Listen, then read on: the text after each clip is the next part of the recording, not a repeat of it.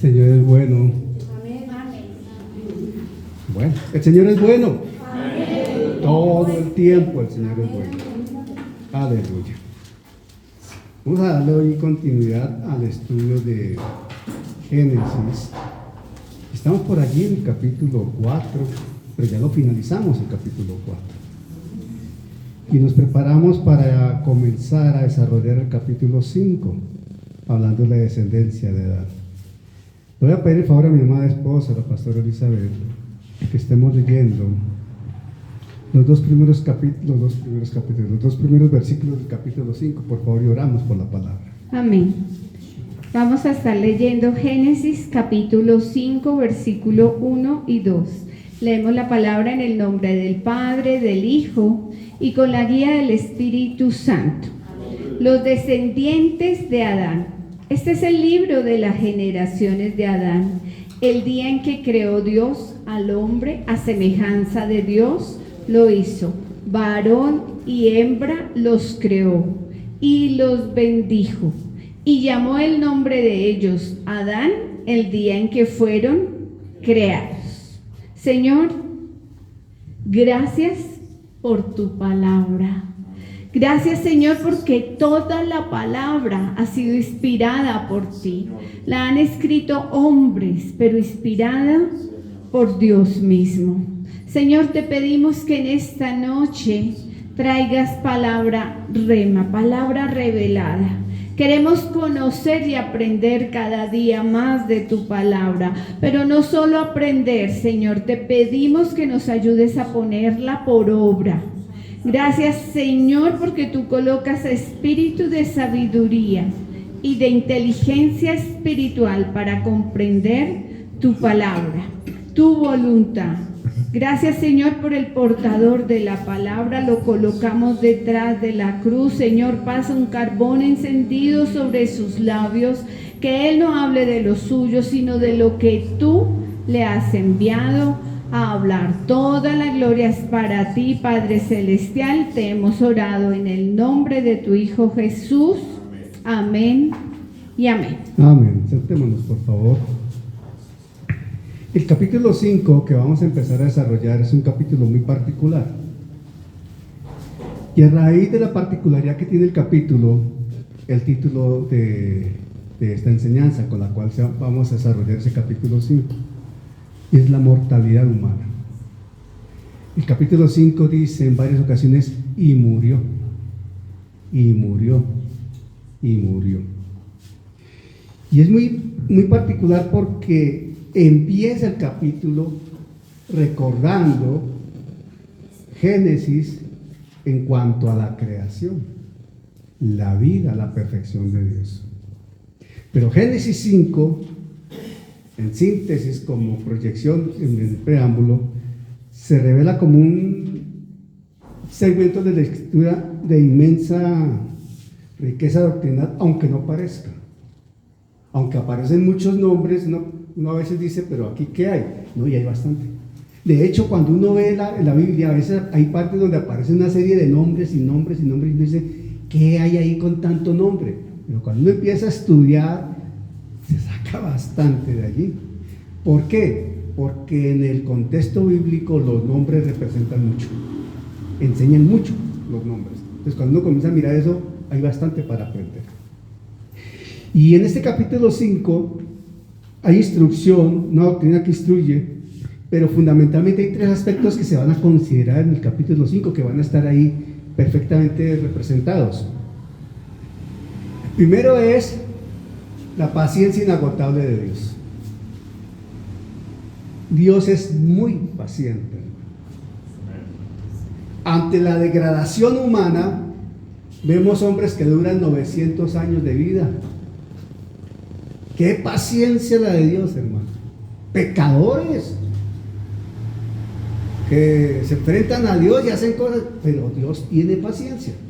Entonces la paciencia inagotable de Dios.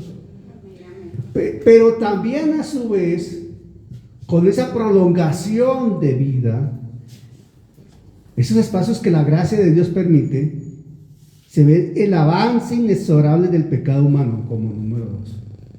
Perfectamente vemos el avance del pecado, que es imparable. El pecado seguirá avanzando hasta tanto Cristo regrese por segunda vez. Eso está claro. Eso es imparable porque está escrito. Es consecuencia de la desobediencia de Adán y Eva.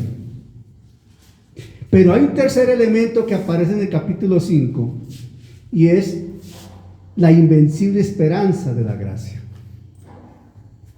Se manifiesta la esperanza de la gracia. Y este contexto de la invencible esperanza de la gracia, esa manifestación de la esperanza de la gracia, se desprende del verso 26 del capítulo 4. ¿Por qué razón? Porque cuando vemos el capítulo 26, el versículo 26 del capítulo 4 dice: y a Set también le nació un hijo y llamó su nombre Enos. Entonces los hombres comenzaron a invocar el nombre de Jehová. Empezó una adoración más organizada, más formal. Por eso la manifestación también de la gracia. En ese orden de ideas, avanzando en el tema, para poder desglosar un poco mejor el capítulo 5, no podemos perder de contexto lo que el 4 nos deja. Y el 4 nos deja en esencia el camino de Caín. Nos enseña sobre qué, el camino de Caín, la descendencia de Caín. Y eso se ve perfectamente allí manifestado, con unas características bien especiales. Fue una civilización, una época bastante prolongada en años, marcada por el progreso tecnológico. Con todo eso avanzaron tecnológicamente. Es increíble. Se edificaron ciudades, ¿verdad? Se desarrolló la música, la metalurgia, por ejemplo. Pero con todos esos avances, también definitivamente se desarrolló trágicamente la autosuficiencia del hombre. Se inauguró la poligamia, se desarrolló la poligamia y la violencia desmedida, la maldad. Ahora, ese capítulo 5 de Génesis, donde habla ya de la mortandad humana, es como una bisagra entre ese capítulo 4, en donde se destaca el camino de Caín, todo lo que se produjo con Caín, y el capítulo 6. ¿Por qué se destaca el capítulo 6 de Génesis? ¿Alguien sabe? El arca de Noé. ¿Pero qué produjo eso? Porque el capítulo 6 destaca sobremanera cómo Dios se dolió de la maldad del hombre y vino el castigo con el diluvio. Claro, y vino la consecuencia, el castigo de Dios, el juicio de Dios con el diluvio. Por eso Dios en el 5 ve cómo Él va advirtiendo que vienen consecuencias. Amén. Entonces Caín y su descendencia, ¿qué representan? La línea que en Génesis se llama, en Génesis 3:15 se llama la simiente de la serpiente. Y por el otro lado, la simiente de la mujer. Pero cuando hablamos de la simiente del hombre, de la serpiente, la línea, el camino de la naturaleza humana, es el hombre que quiere construir su propio imperio, su propio paraíso, su ego, su nombre, su reconocimiento, etcétera, ¿verdad? Y eso hoy todavía se ve perfectamente. En contraste, por Set, que le nació a Adán y Eva, viene la línea de la simiente de la mujer. Una línea de bendición, de obediencia, marcada proféticamente hacia Jesús. Amén. Hacia Jesús. Bien. En ese orden de ideas, vemos allí en 5:1. Este es el libro de las generaciones de Adán. El día en que creó Dios al hombre, a semejanza de Dios lo hizo. Eso está claramente establecido. Pero bien aquí, varón y hembra los creó y los bendijo Dios y llamó el nombre de ellos Adán el día en que fueron creados, la naturaleza humana, el tipo humano.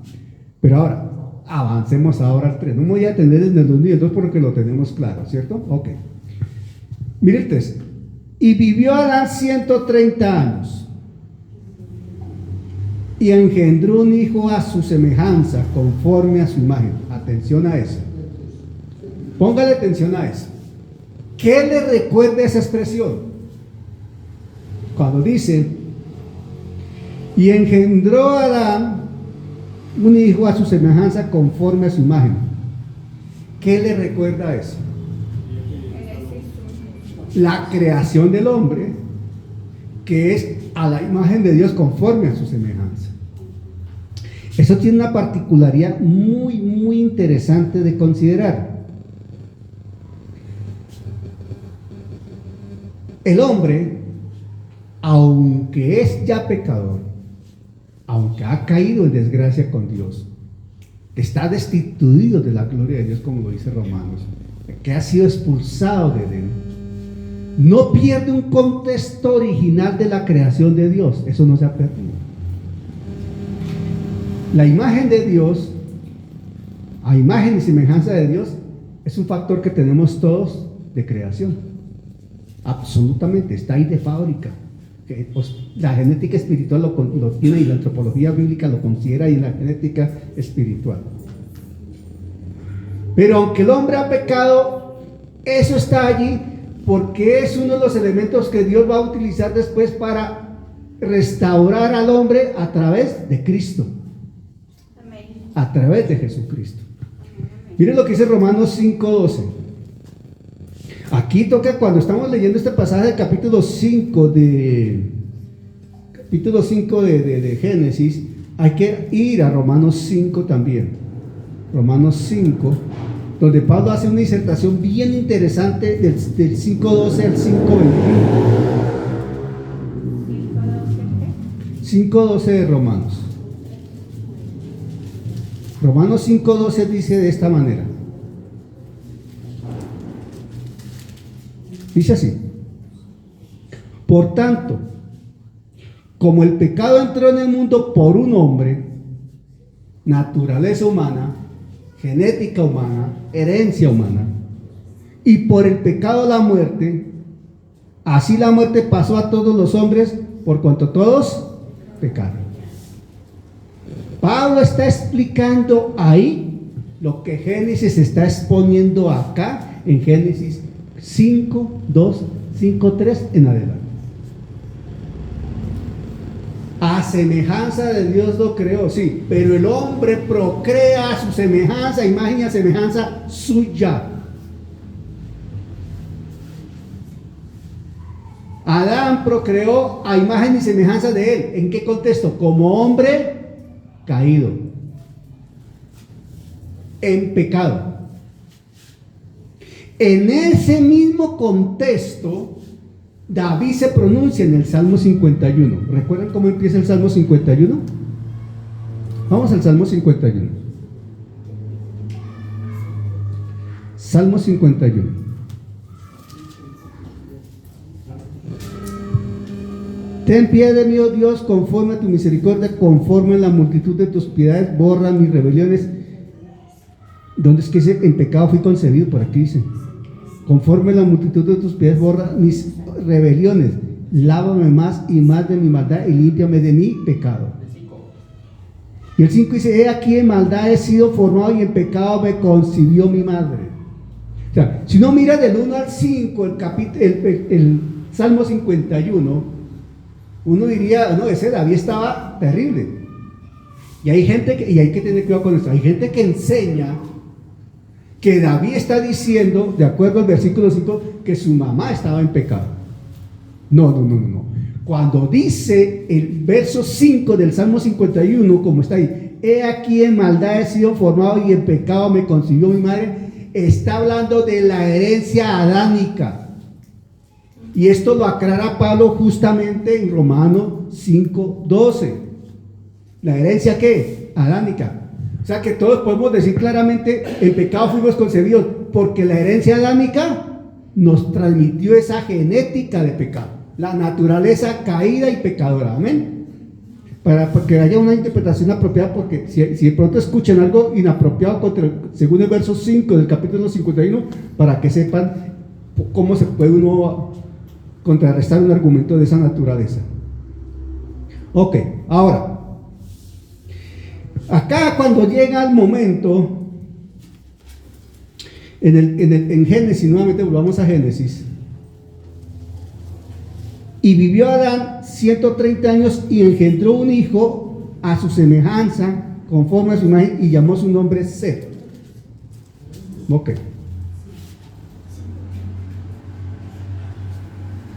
Atención. La escritura nos enseña, y todos sabemos, que Adán no tuvo solamente un hijo. Adán tuvo varios hijos.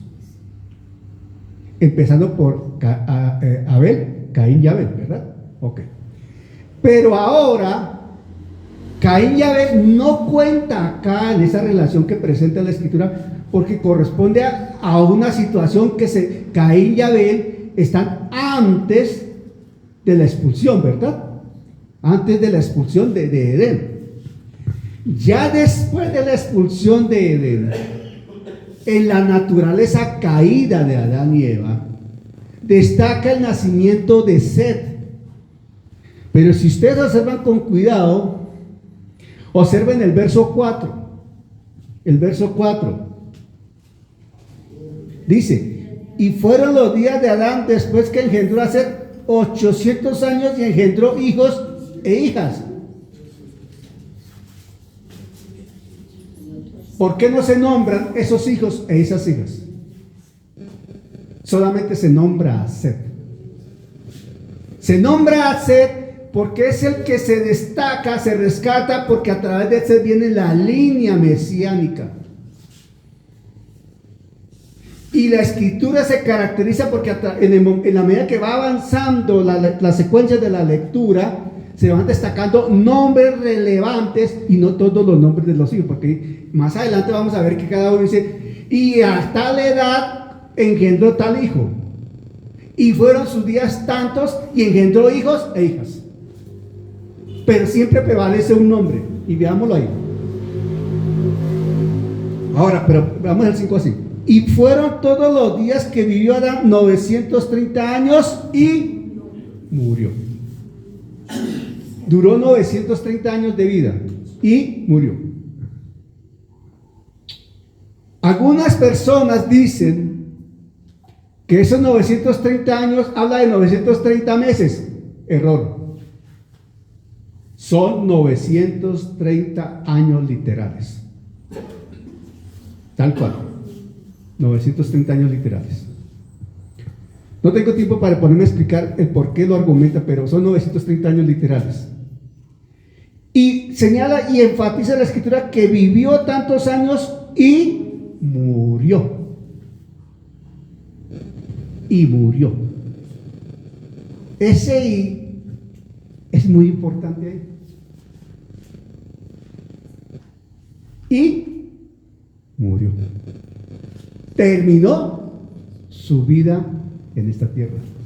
Terminó su paso por esta tierra. Llegó a su fin y murió. No era el plan de Edén. Es la consecuencia del pecado. Y murió. ¿Por qué la gente vivía tanto en aquel entonces? La pureza de la creación la creación estaba muy reciente. Muy, muy reciente. La perfección estaba ahí a la puerta. La vida se degradó sustancialmente y el planeta fue afectado sustancialmente después del diluvio. Después del diluvio fue algo terrible para el planeta Tierra. Pero terrible. Pero bueno, sigamos acá. Y fueron todos los días de Adán 930 años y murió. Pero ahora destaca, fíjese que no habla de otros hijos y otras hijas, sino se concentra en ¿quién? En Set. Y vivió Set 105 años y engendró a Enos. destaca a Enos. Ahí sigue la línea. A Enos. Y vivió Set después que engendró a Enos 807 años y engendró hijos e hijas. Tuvo más familia. ¿Cuánto vivió? Y fueron todos los días de Set 912 años y murió. Y murió. Pero vivió más de 900 años. Ahí vemos claramente cómo Adán, ojo, ahí con esos dos personajes vemos claramente cómo Adán transmitió a toda su descendencia no la pureza original y la perfección del huerto de Edén, la de Dios, el ADN divino, sino una naturaleza viciada. ¿Por quién? Por el pecado. Amén. Por el pecado. Seguimos ahí. Y vivió Set después que engendró a Enos 807 años y engendró hijos e hijas. Y fueron todos los días de Set 912 años y murió. Vivió Enos 90 años y engendró a Cainán. Y vivió Enos después que engendró a Cainán 815 años y engendró hijos e hijas. Y fueron todos los días de Enos 905 años y murió. Y así sucesivamente se sigue manifestando esa secuencia en la lectura. Pero cada nombre habla de la línea que figura en la descendencia que conduce a Jesucristo. Es increíble cómo Dios preserva esto, destaca esto en medio de la maldad, en medio del pecado, en medio de la desobediencia. Dios no pierde su línea, su plan. Dios no altera su propósito y mantiene viva la línea que lo conduce al Mesías. Y gloria a Dios, porque la conducción al Mesías es la vida nuestra por la eternidad. Ahí está como Dios ya estaba pensando también en nosotros para un día llevarnos a Cristo. Amén. Y murió. Hablar de murió es muy particular. Tengo un cuadro acá, pero no voy a hablar de ello. Y murió, cerrando cada ciclo de vida, cada ciclo biológico.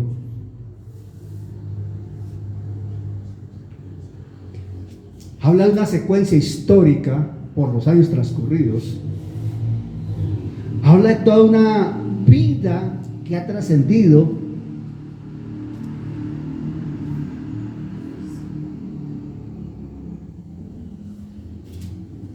Pero vemos perfectamente la soberanía de Dios.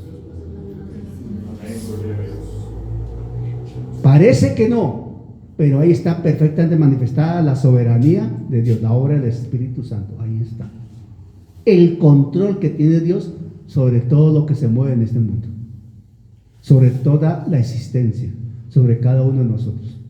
Dios nos tiene claramente definido un inicio biológico y un final biológico. Dios nos tiene perfectamente definido de eternidad a eternidad. Esto está perfectamente definido. Amén. Totalmente entendible en este contexto. Ahora, permítanme les digo otra cosa. Sigue hablando aquí y habla de Enos. Vivió, y dice que Enos dio vida a Cainán. Y Cainán tenía 70 años y engendró a Mahalaleel. Y vivió Cainán después que engendró a Mahalaleel 840 años y engendró hijos e hijas. Y fueron todos los días de Cainán 910 años y murió. Estoy en el 14. Y vivió Mahalaleel 75 años y engendró a Jared. Y vivió Mahalaleel después que engendró a Jared 830 años y engendró hijos e hijas. Y fueron todos los días de Mahalaleel 895 y murió. Y murió. Ahora, hasta ahí va esa parte. Y murió. Pero miren, 19. Vivió Jared 162 años y engendró a Enoc. Y aquí ya hay una, llamémoslo, alteración a ese patrón que viene con Enoc. Ya el patrón tiene una se rompe. Y vivió Jared después que engendró a Enoc 800 años y engendró hijos e hijas, y fueron todos los días de Jared 962 años y murió. Vivió Enoc 65 años y engendró a Matusalén. Enoc. Atención. Y caminó Enoc con Dios después que engendró a Matusalén. Y destaca esto. Después que engendró a Matusalén, no dice que engendró más hijos e hijas, sino destaca algo. ¿Qué destaca la escritura? Y caminó Enoc con Dios después que engendró a Matusalén 300 años y engendró hijos e hijas. Destaca, antes que hablar de que engendró hijos e hijas, una característica que no destaca en los otros. ¿Cuál? Caminó con Dios.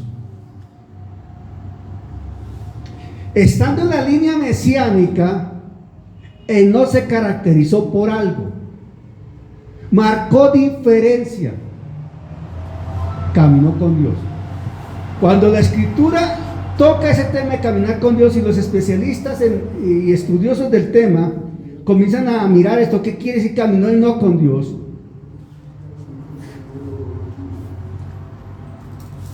¿Cómo se rompe ese patrón que venía de muerte para hablar de en Enoc, no que vivió más, sino que Dios se lo llevó? Dios está manifestando aquí varias cosas, entre ellas la siguiente. Número 1, Enoc estableció ante Dios una relación especial como la que Dios espera. Dios reconoció a su Dios, Enoc reconoció a su Dios y le obedeció. Enoc se desprende de todo esto y cuando dice caminó con Dios, no se refiere a ver, cuando dice caminó con Dios, no está diciendo que Dios estaba acá y él iba acá. Hola Dios, ¿cómo estás? No está hablando de eso. No. Está hablando de caminar con Dios, quiere decir que le obedeció a Dios, que respetó a Dios, que fue temeroso de Dios, que fue obediente a Dios. Ahora, Enoc no tenía una Biblia.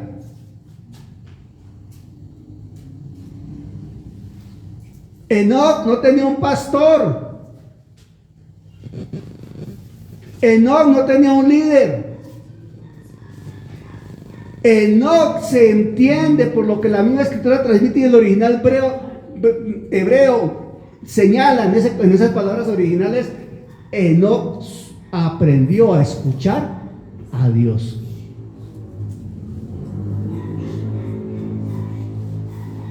No nos ha pasado, yo no sé si ustedes conozcan testimonios, yo conozco algunos, de personas que por ejemplo viven en regiones apartadísimas, que muchas veces no leen, no saben leer, pero tienen una conexión con Dios y Dios a través de ellos se glorifica de una manera impresionante.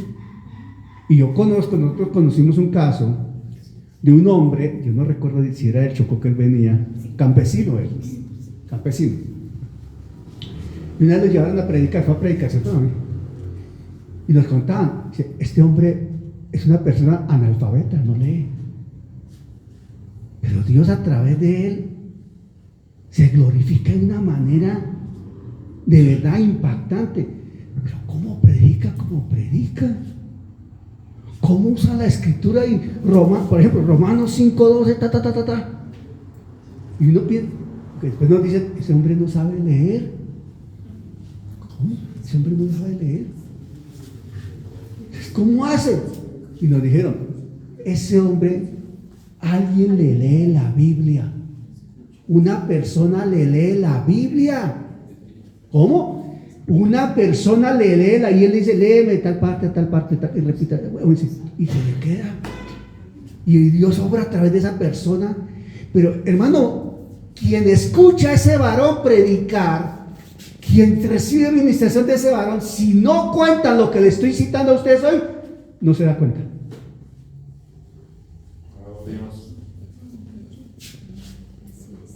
Enoc guardaba las proporciones, él no era así. ¿Quién le enseñó a Enoc? Ahora, hay una situación que sí es clara. Y aquí también se deduce. Como no había ningún registro escrito, la tradición oral prevalecía. La tradición oral prevalece. Y en el contexto oriental y hebreo, la tradición oral tiene mucho peso.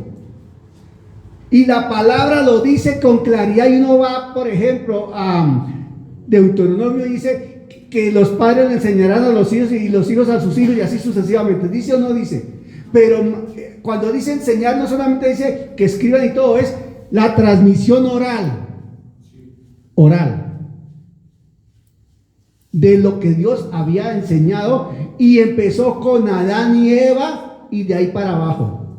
Cuando Adán y Eva se encargaron de enseñarles, y ellos, por eso se destaca una línea en particular, era la que le enseñaba, y Dios obraba con su Espíritu Santo en esas personas. La tradición oral. Pero también se destaca indiscutiblemente acá que no solamente la tradición oral, y esto es un ejemplo, perdón, les digo esto con respeto, eso es un llamado de atención a nosotros los mayores, a los padres, por ejemplo. ¿Qué le estamos transmitiendo oralmente a nuestros hijos? ¿Qué le estamos diciendo a nuestros hijos? ¿Los estamos bendiciendo, los estamos maldiciendo, los estamos alentando, los estamos desalentando? ¿Qué le estamos enseñando a nuestros hijos? Uno, eso. Y dos, el testimonio de sus propias vidas. Como vivían tanto tiempo estos personajes, perfectamente podían ver a su papá, a su abuelo, a su tatarabuelo, perfectamente, y veían a sus familias, veían a sus tíos y a sus primos que andaban en el mundo, y veían a una línea en particular que se manifestaba diferente. ¿Me estoy explicando? Y en nuestras familias sucede, y sobre todo en las familias numerosas con mayor razón, con todo respeto a las familias numerosas. Las familias numerosas con mayor razón se nota que un porcentaje es creyente y un porcentaje no es creyente, ¿cierto? Gloria a Dios si fueran todos, pero en las familias numerosas se nota eso bastante, más que en las familias pequeñas, aunque en las familias pequeñas también. En nuestras familias pequeñas, por ejemplo, es pequeña nuestra familia, pero hay un grupo pequeño de creyentes y el otro grupo no es creyente. ¿Qué hacemos? ¿Qué hacemos?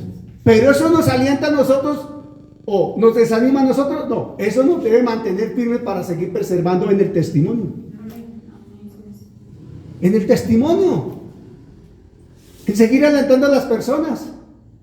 En seguir enseñando. Y a nuestros hijos seguirles diciendo y seguirles manifestando testimonio y oral. Oral, ¿sí me estoy explicando? Fundamental, porque uno con los hijos se comunica, se debe comunicar.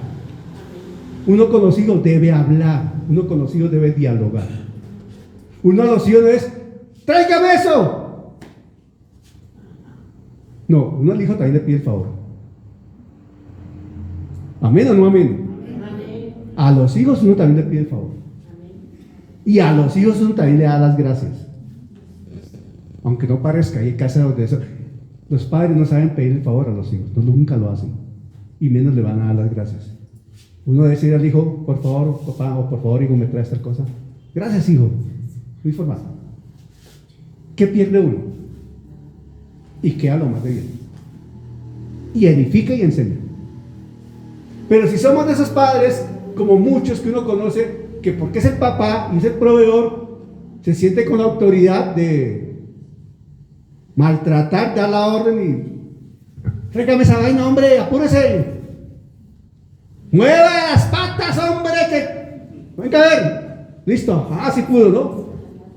No estoy exagerando, hermano, no estoy exagerando porque lo he escuchado, y de creyentes. La tradición oral prevalece ahí, y Enoc es una consecuencia de esa transmisión oral, pero en Enoc la gracia de Dios se manifestó de una forma especial para ejemplo y registro histórico de la Escritura. Caminó con Dios. Caminó con Dios. Adicional en esa obediencia y esa sublime entrega de obediencia a Dios, es un cuadro clarísimo de lo que viene para la iglesia. Porque se lo llevó Dios, ¿verdad? El arrebatamiento. Y la primera manifestación profética con un hecho real de lo que acontecerá con la iglesia cuando suene la trompeta.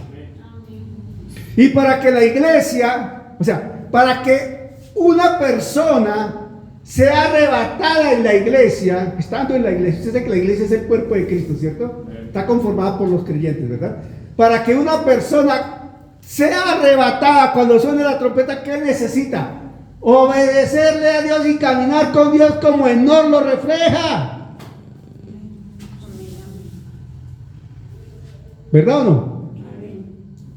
Hemos dicho muchas veces, puede venir a la iglesia, durar años viniendo a la iglesia, si no ha nacido de nuevo, si no obedece a Dios, no va a partir con el Señor cuando llegue la trompeta o cuando llegue la resurrección, pues no va a resucitar para la primera muerte, sino va a resucitar para la segunda, para el juicio eterno.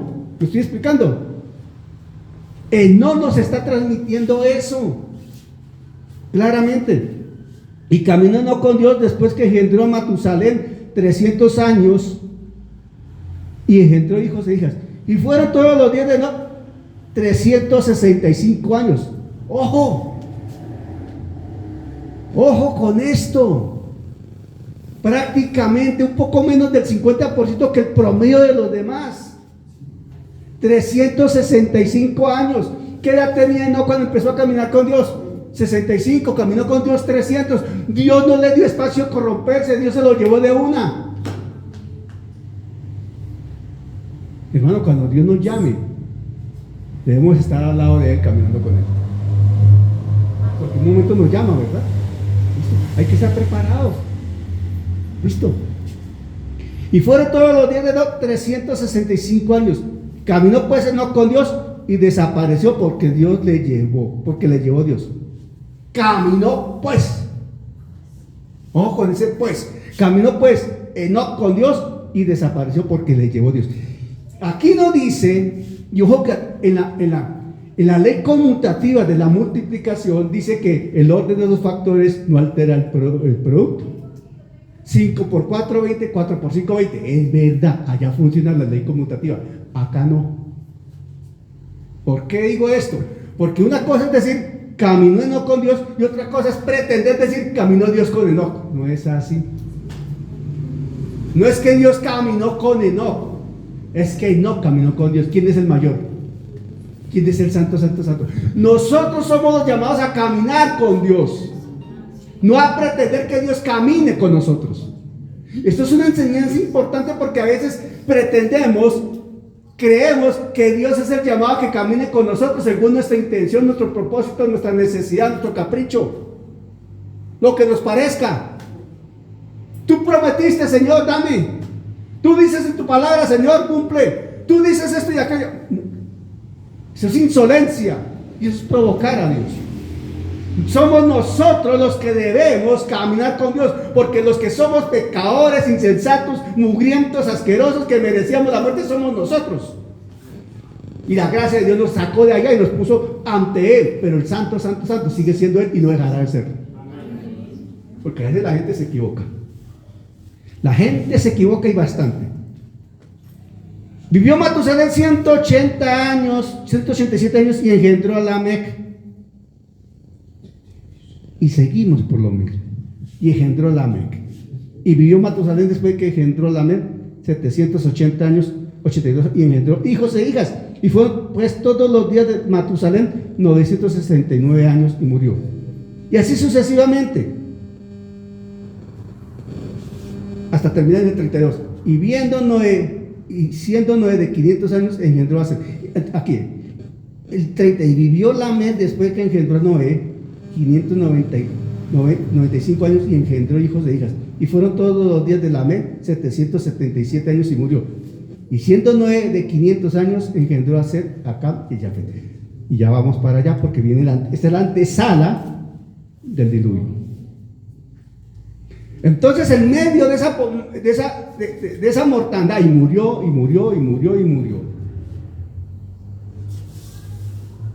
Dios manifiesta que hay una oportunidad. Ojo con esto. El destino de los hombres que nacemos bajo la maldición de Adán, en el sentido de la naturaleza caída, ¿cuál es? Morir. Morir. Pero en Cristo Jesús hay una opción distinta. Es que el Señor nos lleve con Él y estemos con Él. Nosotros no sabemos, yo no sé en este momento si estas personas que cita aquí todos son salvos o no son salvos. Yo no lo sé. No, para mí sí, en el sentido de que se fue con Dios, ya se lo llevó Dios. Los demás yo sé que murieron, no sé más. Seguramente resuciten un día y va para el cielo. Ok, perfecto. Pero lo que sí tengo certeza absoluta es que aquí nos está diciendo el Señor que hay una oportunidad para no morir. Para que no se diga, Daniel Hugo Pinto vivió tantos años y murió. Y se acabó ahí, no. Los creyentes podrán decir mi esposa o mis hijos, podrán decir mi papá, mi esposo o mi abuelo o mi hermano Daniel o el pastor Daniel partió con el Señor y él vive por la eternidad con Cristo. Ya, se acabó. Y allá nos veremos un día. Pero si estoy en desobediencia o si he hecho pie atrás, desecho lo que Dios me dio, entonces perfectamente podrías decir y murió. Y ahí fue el cuento. Enoc nos alienta a creerle a Dios que si caminamos con Dios, nos vamos con Él.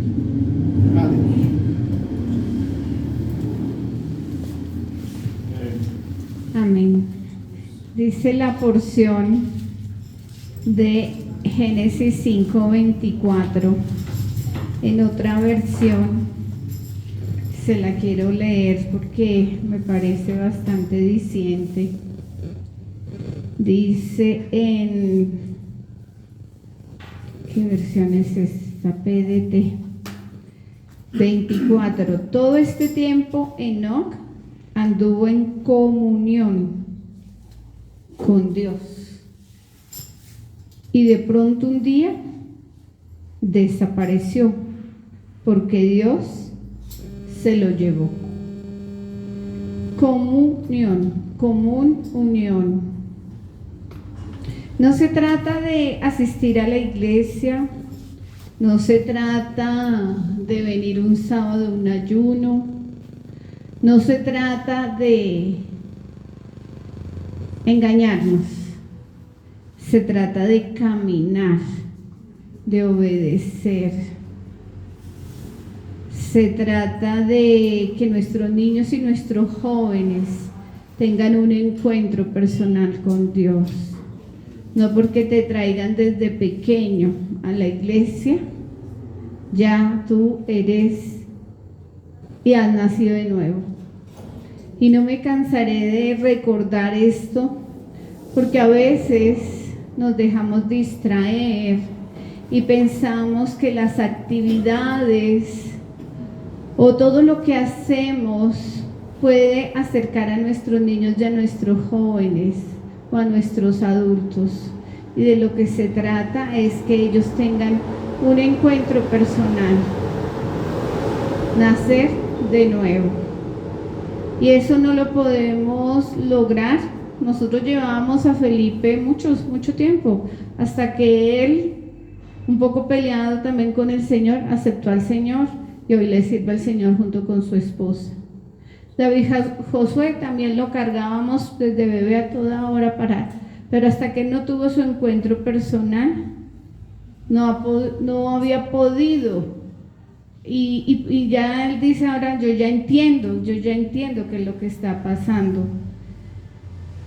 A veces nos centramos y tenemos las esperanzas en lo que pueden hacer otros a través de actividades, pero no son las actividades, es el encuentro personal. Y pensaba yo con todas esas descendencias en el versículo que mi esposo me pidió leer, versículo 1 y 2, varón y hembra los creó y los bendijo. y cómo la ciencia trata de saltarse lo que Dios instituyó, trata de clonar las vidas, trata de ser Dios, trata de unir las células y procrear ovejas, procrear que han querido crear hombres, y todo le sale deforme, le sale con alguna enfermedad, le sale con alguna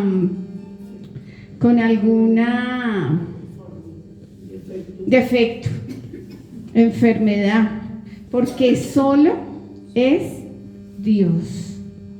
Y pensaba mientras mi esposo, y esa descendencia y otra descendencia, porque el orden es ese. Los hijos, los padres, decía mi esposo, los abuelos, los bisabuelos, los tatarabuelos, y el hombre y la ciencia como ha querido venir a cambiar todo eso. Pero bueno, usted y yo ya hemos escuchado la palabra. Qué tristeza que no sean muchos. Lo que se enseña los martes y los jueves es diferente a lo que se enseña los domingos. El culto del domingo es un culto evangelístico, donde nosotros presentamos a un Jesucristo, contamos las promesas, las parábolas que él enseñaba, y si usted acepta al Señor, y cómo se había perdido una oveja, cómo se había perdido una moneda, cómo estaba perdido, cómo escogió pero lo que se aprende el martes y el jueves no es leche, es vianda y no es para todos, o sea, todos están invitados, pero uno se da cuenta que no todos vienen. Bueno, Dios sabe por qué. Póngase sobre sus pies. Señor, en esta noche te damos gracias por tu palabra.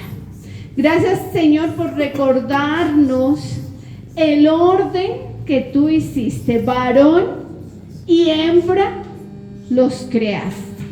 Gracias, Señor, porque sabemos que en Génesis 5, 1 y 2 está escrita la verdad que quiere deformar el mundo.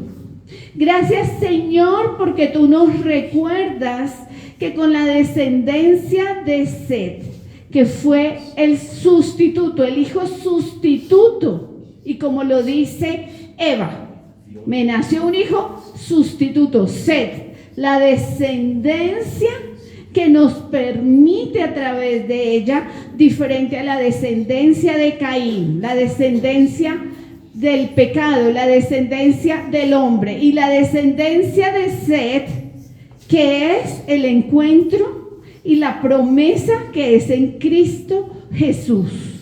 Señor, gracias por hoy recordarnos, y no permitas que olvidemos el orden que tú has establecido. Ayúdanos, Señor, a entender cómo desde aquella época está Enoc caminando, obedeciendo a Dios, como se leía en una comunión, y cómo tu promesa se cumple y él fue llevado con Dios, así como está la promesa para los que hemos creído, los que decidimos caminar con Dios, creyendo, con la ayuda del Espíritu Santo, porque sabemos que en nuestras fuerzas no lo podemos hacer.